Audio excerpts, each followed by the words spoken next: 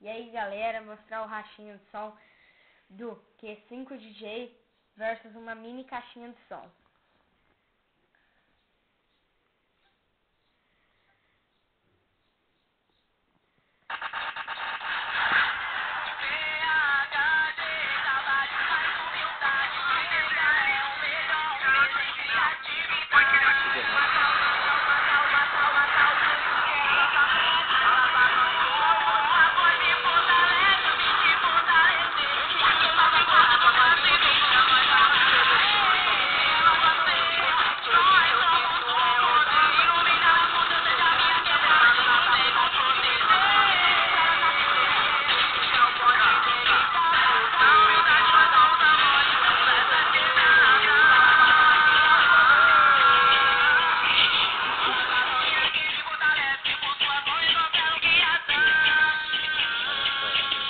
É só, valeu!